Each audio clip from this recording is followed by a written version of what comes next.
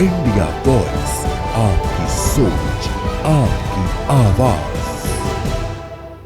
नमस्कार, बहुत स्वागत है आपका और आप देख रहे हैं इंडिया वॉइस। मैं हूं आपके साथ आनंद विजय सिंह। और बात सबसे पहले आज की अहम मुलाकात की। उत्तर प्रदेश के मुख्यमंत्री योगी आदित्यनाथ की मुलाकात हुई दिल्ली में देश के गृह मंत्री और बीजेपी के वरिष्ठ नेता अमित शाह के साथ। करीब 1 घंटे तक दिल्ली में उनके आवास पर मुलाकात हुई और कई मसलों पर चर्चा हुई। दिल्ली में उत्तर प्रदेश के मुख्यमंत्री योगी आदित्यनाथ ने केंद्रीय गृह मंत्री अमित शाह से मुलाकात की। इस मुलाकात के बाद सीएम योगी आदित्यनाथ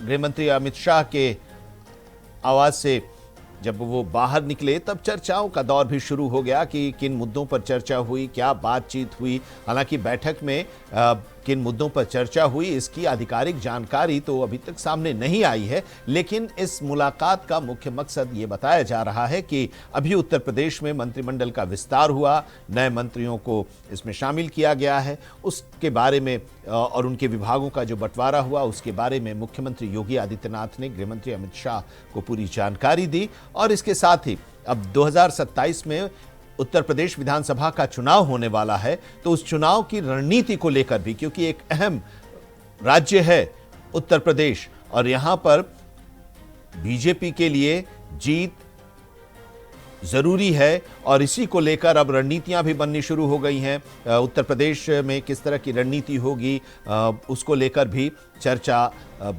की गई होगी। ये भी कहा जा रहा है मुख्यमंत्री योगी आदित्यनाथ और गृह मंत्री अमित शाह के बीच जो मुलाकात हुई है उसमें।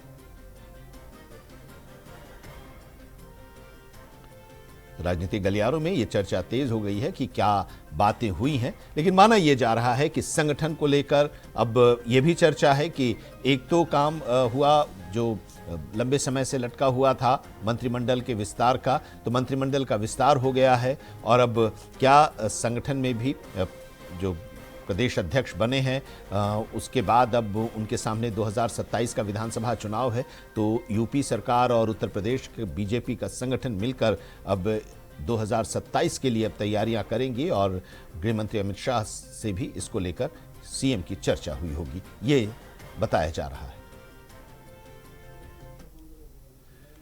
यूपी के प्रदेश बीजेपी अध्यक्ष पंकज चौधरी ने पार्टी के पदाधिकारियों, कार्यकर्ताओं, सांसदों, विधायकों, किसान संगठन के जो लोग हैं, प्राइवेट संस्थानों और प्रदेश के लोगों से अपील की है कि वे राष्ट्रहित को सर्वोपरि रखें। उन्होंने कहा कि प्रधानमंत्री नरेंद्र मोदी के नेतृत्व में भारत आत्मनिर्भरता, जन भागीदारी और राष्ट्रहित के मार्ग पर तेजी से आगे बढ़ रहा है। वर्तमान वैश्विक परिस्थितियों और आर्थिक चुनौतियों को देखते हुए सभी का यह दायित्व है कि वे अपनी जीवन शैली में सादगी, बचत और स्वदेशी भावना को अपनाएं।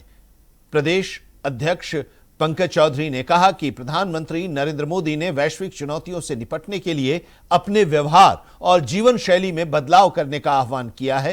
इसका उद्देश्य देश को मजबूत और आत्मनिर्भर बनाना है।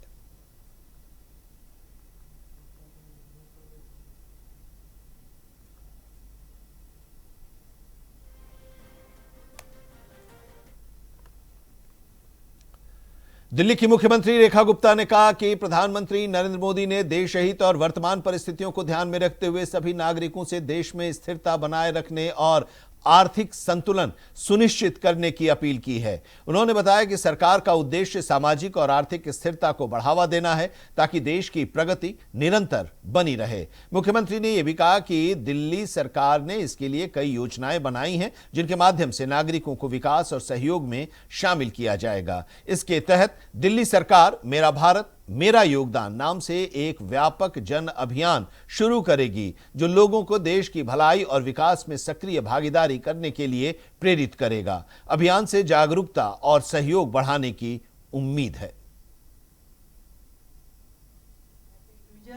जैसा कि हम सभी जानते हैं कि देश के माननीय प्रधानमंत्री श्री नरेंद्र मोदी जी ने देश के हर नागरिक से जो अपील की है देश हित में और आज की वर्तमान की परिस्थितियों को जानते हुए, समझते हुए देश में एक स्थिरता का माहौल देने के लिए, इकोनॉमिक बैलेंस बनाने के लिए दिल्ली सरकार के नाते हमने कुछ प्लान बनाए हैं और एक जन अभियान जिसे दिल्ली सरकार चलाएगी, मेरा भारत मेरा योगदान, कि मैं as a government, as a individual, हम सब लोग क्या क्या इस दिल्ली शहर के लिए करेंगे और करना चाहते हैं, उसका एक पूरा का पूरा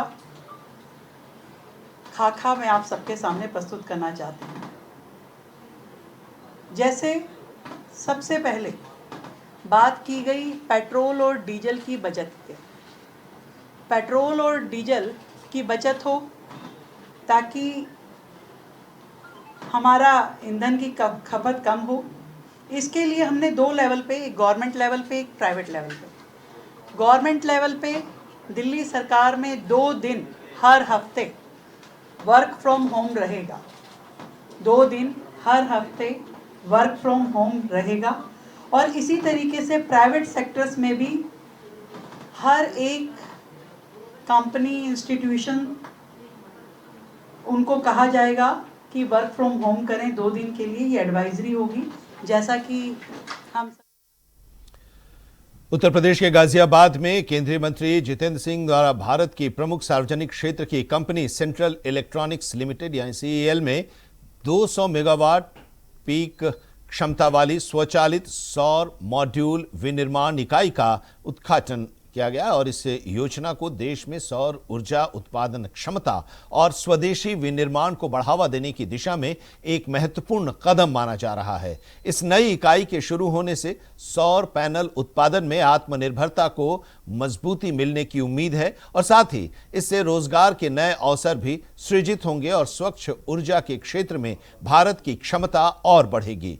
उद्घाटन कार्यक्रम में ऊर्जा क्षेत्र से जुड़े अधिकारियों और कंपनी प्रतिनिधियों की भी उपस्थिति रही।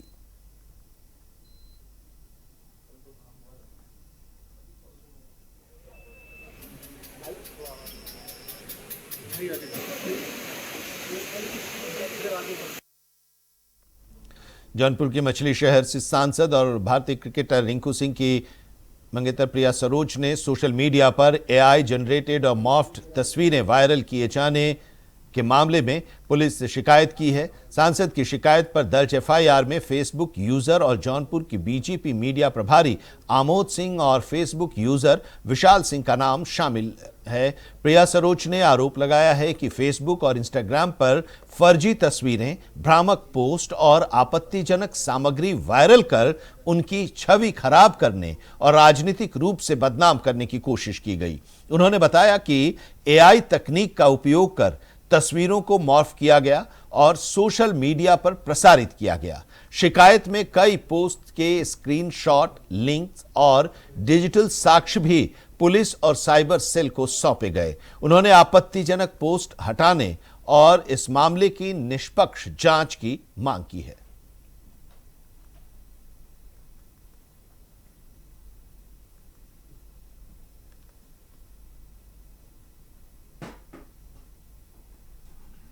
और यहां पर एक ब्रेक के लिए रुकते हैं, लेकिन खबरें भी और भी हैं। आप जुड़े रहिए इंडिया वॉइस के साथ। ब्रेक के बाद आपका एक बार फिर से स्वागत है। भारतीय जनता पार्टी के सांसद संबित पात्रा ने लोकसभा में नेता प्रतिपक्ष राहुल गांधी की विदेश यात्राओं पर हुए खर्च को लेकर बड़ा खुलासा किया है। संबित पात्रा ने प्रेस कॉन्फ्रेंस में राहुल गांधी की विदेशी यात्राओं के आंकड़े और खर्च के विवरण सामने रखते हुए कई गंभीर आरोप लगाए। उनके मुताबिक एलओपी के तौर पर राहुल गांधी की विदेश यात्राओं पर करोड़ों रुपए का खर्च किया गया है और इस बयान के बाद बीजेपी और कांग्रेस के बीच सियासी बयानबाजी भी तेज हो गई है। देखिए ये रिपोर्ट। कांग्रेस के बीच अब सियासी बयानबाजी आमने सामने आ गई है। बीजेपी ने लोकसभा में नेता प्रतिपक्ष राहुल गांधी को लेकर कई खुलासे और दावे किए हैं। बीजेपी सांसद संबित पात्रा ने प्रेस कॉन्फ्रेंस कर राहुल गांधी की विदेश यात्रा पर कई बड़े दावे किए हैं। सांसद संबित पात्रा ने राहुल के विदेशी दौरे को लेकर कई आंकड़े सामने रखे। पात्रा ने कहा, राहुल गांधी लगभग 22 वर्षों से इलेक्टेड ऑफिस में हैं। 22 वर्षों में वह कितनी बार विदेश गए, तो अभी तक जो घोषित है और पब्लिक डोमेन में आया है उस सब को मिलाकर 54 फॉरेन ट्रिप्स बनते हैं। मैं बताना चाहूंगा कि भारतवर्ष के सबसे बड़े विपक्षी दल के मुख्य नेता LOP लीडर ऑफ ऑपोजिशन आदरणीय राहुल गांधी लगभग 22 वर्षों से इलेक्टेड ऑफिस में हैं। 22 वर्षों से 22 वर्षों में वो कितनी बार विदेश गए, तो अभी तक जो डिक्लेयर्ड है और पब्लिक डोमेन में आया है उस सब को काउंट करके 54 फॉरेन ट्रिप्स बनता है। 22 वर्षों में पब्लिक लाइफ में रहते हुए 54 टाइम्स राहुल गांधी जी विदेश यात्रा पे गए, जिसमें कौन कौन से देश हैं? इटली है, यूनाइटेड किंगडम है, यूनाइटेड स्टेट्स है, जर्मनी है, वियतनाम है, कंबोडिया है, सिंगापुर है, बहरीन है, मालदीव्स है, कतर है, यूनाइटेड अरब एमिरेट्स है। और 3 मई 2026 को एक्स और सोशल मीडिया के पोस्ट पर जो फुटेज सर्कुलेट हुआ, जो अनअनाउंस्ड यात्रा रही, उसमें मस्कट और ओमान भी है। भारतीय जनता पार्टी ने राहुल गांधी की विदेश यात्राओं को लेकर बड़ा हमला बोला है। बीजेपी सांसद संबित पात्रा ने सबूतों के साथ राहुल गांधी की विदेश यात्रा का पूरा कच्चा चिट्ठा देश के सामने रखा है। उन्होंने दावा किया है कि 22 सालों में सार्वजनिक जीवन में रहते हुए 54 बार राहुल गांधी विदेश यात्रा पर गए हैं, जिसमें करीब 60 करोड़ रुपए का खर्चा आया है। संबित पात्रा ने कहा कि राहुल गांधी की ये विदेश यात्राएं सार्वजनिक है, लेकिन इनका खर्चा सार्वजनिक नहीं है।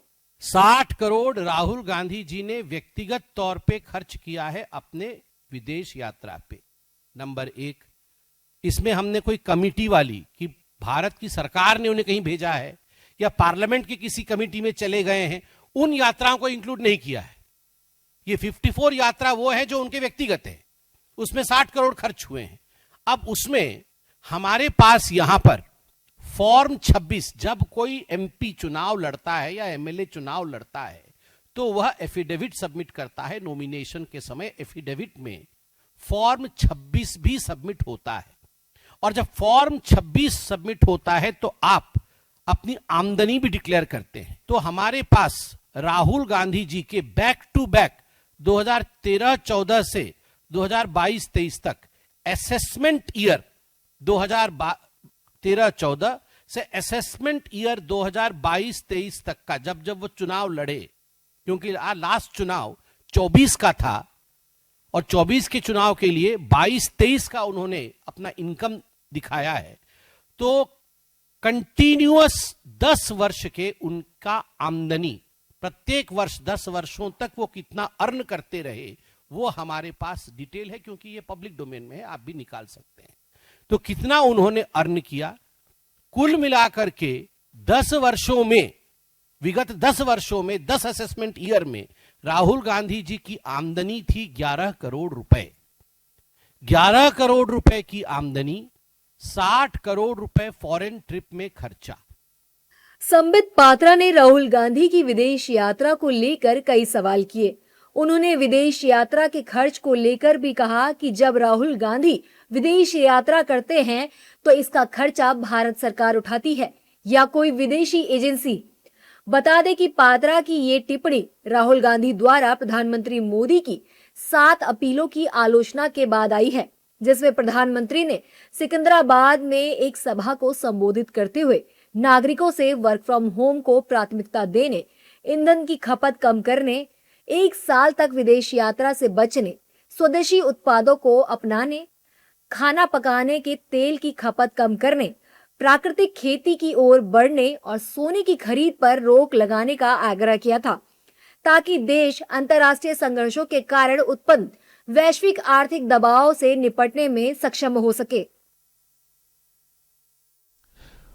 और उत्तर प्रदेश के महोबा में प्रधानमंत्री नरेंद्र मोदी के खिलाफ कथित आपत्तिजनक टिप्पणी को लेकर बीजेपी के कार्यकर्ताओं ने विरोध प्रदर्शन किया और इस प्रदर्शन का नेतृत्व जिले के बीजेपी अध्यक्ष ने किया। कार्यकर्ताओं का कहना है कि समाजवादी पार्टी के सांसद अजिंदर सिंह लोधी की टिप्पणी प्रधानमंत्री के प्रति अनुचित और आपत्तिजनक है और इसके लिए उन्हें सार्वजनिक रूप से माफी मांगनी चाहिए। उन्होंने सांसद के इस बयान को देशभक्ति और राजनीतिक सम्मान के खिलाफ बताया। विरोध प्रदर्शन के दौरान कार्यकर्ताओं ने नारेबाजी भी की और समाजवादी पार्टी के सांसद से माफी न लेने की स्थिति में आगे माफी न मांगने की स्थिति में भी सख्त कार्रवाई की चेतावनी दी। आप शब्दों का इस्तेमाल करते हैं। उन्होंने धारा 370 हटाने का काम किया कि आपको इस चीज का कष्ट है। उन्होंने धारा 35 से हटाने अजेंद्र लोधी जी के खिलाफ था, जिन्होंने लोकप्रिय प्रधानमंत्री हमारे नरेंद्र मोदी जी के लिए इतने गंदे शब्दों का इस्तेमाल किया। जो प्रधानमंत्री जी नारियों के लिए हमेशा आगे खड़े रहे, जो लाल किले से कह सकता है कि हम शौचालय की व्यवस्था करेंगे, और उन्होंने दिए। हम आज सारी नारियां भाजपा की तरफ से उनके लिए सम्मान में आए हैं और यही मांग करेंगे कि सपा जो है हमेशा से जो नारी विरोधी रही है उसका समाप्त होना चाहिए। आज हम लोगों ने पुष्पांजलि करके अजेंद्र लोधी जी का संपूर्ण रूप से बहिष्कार किया है कि वो इस तरह की या तो हरकतों से बाज आए या माफी मांगे। आप लोगों ने पैरों से उन्हें कुचला है, चूड़ियां दी हैं, क्या मकसद था इसके पीछे? इसके पीछे कि जो उन्होंने नारियों का भी तो अपमान किया, जो आज हमारे लिए 33% आरक्षण हमारे मोदी जी ला रहे थे, उसका बहिष्कार किया। तो हम जो हमारे पिता तुल्य नरेंद्र मोदी जी हैं, उनके सम्मान के लिए हम लोगों ने आज उनको चूड़ियां दी और अपने पैरों से कुचला है। मुकदमा भी दर्ज हो गया। हाँ, मुकदमा तो वो अभी माफी कहाँ मांगी है उन्होंने। हमारी यही इच्छा है कि हमारी वो माफी। और जो अमेरिका, इजराइल और ईरान के बीच युद्ध चल रहा है, उसका असर अब दुनिया के कई देशों में देखने को मिल रहा है। भारत में भी इसका असर देखने को मिल रहा है। प्रधानमंत्री की अपील के बाद अब महंगाई का भी असर देश में देखने को मिलना शुरू हो गया है और आज से देश भर में दूध महंगा हो गया है, जिसे आम आदमी की रसोई पर नया बोझ पड़ गया है। अमूल और मदर डेयरी ने दूध की कीमतों में बढ़ोतरी का फैसला किया है। नई दरों के मुताबिक अलग अलग पैकेट पर 1 से 2 रुपए प्रति लीटर तक की बढ़ोतरी की गई है और यह बदलाव तुरंत प्रभाव से लागू भी हो गया है। देश भर में आज से दूध की कीमतों में बढ़ोतरी हो गई है। अमूल और मदर डेयरी ने दूध के दाम बढ़ाने का फैसला लिया है, जिसके बाद आम लोगों की चिंता बढ़ गई है। नई दरों के मुताबिक अलग अलग पैकेटों पर 1 से 2 रुपए प्रति लीटर तक की बढ़ोतरी की गई है। नई कीमतें लागू होते ही घरों के महीने का बजट बिगड़ने लगा है, खासकर उन परिवारों का जो पहले से ही महंगाई की मार झेल रहे हैं। दूध के बड़े दामों ने सबसे ज्यादा असर मध्यम वर्ग और गरीब परिवारों पर डाला है। दूध खरीदने आए लोगों ने कहा कि रसोई का खर्च पहले ही संभालना मुश्किल हो रहा था, अब दूध भी महंगा हो गया। बढ़ती कीमतों ने आम आदमी की कमर तोड़ दी है। हमें 4 रुपए का फर्क पड़ रहा है। हमारा 2 किलो और 2 किलो 4 किलो रोज जाता है। जेब पे तो असर पड़ेगा ही। लगातार दाम बढ़ते जा रहे हैं, इस पे सरकार की कोई लगाम नहीं है, कोई लगाम नहीं है सरकार की। देखो महंगाई इतनी हो रखी है, आजकल खाना पीना मुश्किल हो रखा है। अब हम 4 किलो दूध लेते हैं तो 8 रुपए पर डे का हिसाब से हो गया। अब 4.5 किलो दूध लेने के बाद 2 रुपए अगर बढ़ाने थे तो 1 रुपए बढ़ा देते, इकट्ठे 2 रुपए बढ़ा दिए। ये तो आम पब्लिक के सर पे बोझ है और ऐसा नहीं होना चाहिए था। अगर बढ़ाने थे तो 1 आध दिन पहले या 1 रुपए बढ़ाना चाहिए था, इकट्ठे 2 रुपए बढ़ा देते हैं। आज 70 रुपए लीटर दूध हो गया है। आदमी क्या खाएगा क्या पिएगा? ऐसे में अब क्या कर सकते हैं। अब जैसे भी सिचुएशन बन रही है, हर चीज़ में महंगाई होती जा रही है, कुछ कोई एक्शन नहीं ले रही गवर्नमेंट महंगाई के ऊपर। अब आम आदमी को तो काफ़ी दिक्कतों का सामना करना ही पड़ेगा। मेन चीज़ों में बढ़ जाएगा तो पैकेट पे अब लगा लो धीरे धीरे। पहले कहा दूध मिल जाता था 25 रुपये का, अब 30 का है काऊ मिल्क, अब 32 का हो जाएगा। जैसा कि देखते हैं नहीं तो उस पर तो दिक्कत है ना सर कि जेब पे बहुत ज़्यादा असर पड़ेगा। तनख्वाह बढ़ नहीं रही है, अब दूध के दाम से हर चीज़ का रेट बढ़ते जा रहा है। दूध ऐसे 1 लीटर लेते हैं रोज का। कितने का लेते हैं? मैंने अभी तो 59 रुपये 59 के लेते हैं। अच्छा, तो अब 2 रुपया बढ़ जाएगा, 61 का हो जाएगा। 61 का हो जाएगा सर, तो थोड़ी महंगाई भी बढ़ जाएगी। बढ़ जाएगी, जरूर बढ़ेगी सर। ये दूध का रेट नहीं बढ़ा, सब कुछ का रेट बढ़ता है, धीरे धीरे जाएगा। सर जी महंगाई तो दिन पे दिन हो ही रही है और ये 2 लीटर 2 रुपये हर साल बढ़ जाते हैं इन पे, और जो इनकम नहीं बढ़ती है। अब देखिए ना, नरेंद्र मोदी जी ने ये कहा कि ये मत करो वो मत करो, रेट इस पे बढ़ा दिए। जेबों पे कितना असर पड़ेगा? जेबों पे तो बहुत पड़ेगा असर। अब देखो ना, 4 अगर आदमी 2 लीटर लेता है तो 4 रुपये जाते हैं और धीरे धीरे बढ़ता ही जा रहा है। मदर डेयरी का दूध मेरे ख्याल जब मैंने शुरू करा था 1 रुपये 10 पैसे लीटर, आधा लीटर था। आज वो मदर डेयरी का दूध 60 रुपए लीटर हो रहा है।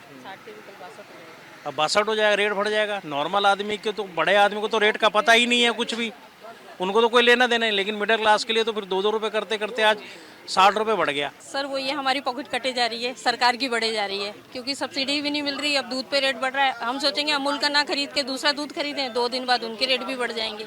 हर चीज में परेशानी है। अमूल और मदर डेयरी दोनों के दाम बढ़ा दिए सर वही मैं बोल रही हूँ, महिला होने के नाते घर में कितना इम्पैक्ट करेगा। सर मैं तो यही बोल रही हूँ, 2 लीटर की जगह अब 1.5 खरीदना पड़ेगा, कटौती करनी पड़ेगी। दूध हर घर की जरूरत है। सुबह की चाय, बच्चों का नाश्ता, बुजुर्गों की दवा, सब कुछ दूध पर निर्भर है। ऐसे में कीमत बढ़ने का असर सीधे आम लोगों की जिंदगी पर पड़ रहा है और आम जनता ने बढ़ते दामों का ठीकरा केंद्र सरकार पर फोड़ा है। वहीं बीजेपी नेताओं ने इस मामले में क्या कुछ कहा है, सुनिए। समय समय पर दाम बढ़ाया जाता है, लेकिन उसकी क्वालिटी भी देखनी चाहिए। कई प्रकार के कंप्लेन आता है दूध का क्वालिटी को लेकर के। टेस्ट भी ठीक से होता नहीं है, क्योंकि ये स्वास्थ्य से जुड़ा हुआ मामला है। बहुत सारा केमिकल्स मिलाया जाता है, तो क्वालिटी क्वांटिटी दोनों की ठीक ठाक होनी चाहिए, ये भी सरकार देखे। अब चूँकि दाम बढ़ा है, किन कारणों से बढ़ा है, अब तो महंगाई निश्चित है कि 2 रुपया दाम बढ़ा है, तो ग्राहक जो हैं उनको पहले तो तकझक होगी, लेकिन अब फिर रूटीन में एक मामला आ जाएगा। बढ़ते दामों ने लोगों को चिंता में डाल दिया है। अगर इसी तरह रोजमर्रा की चीजें महंगी होती रही तो गरीब और मध्यम वर्ग के लोगों के लिए घर चलाना और मुश्किल हो जाएगा। दूध के दाम बढ़ने के बाद अब महंगाई पर बहस छिड़ चुकी है। मध्यम वर्गीय लोग सरकार से राहत की उम्मीद कर रहे हैं, ताकि जरूरी चीजों की बढ़ती कीमतों से आम आदमी को कुछ राहत मिल सके। और इसी के साथ इस बुलेटिन में अभी इतना ही, लेकिन देश और दुनिया की तमाम अहम खबरों के लिए आप जुड़े रहिए इंडिया वॉइस के साथ।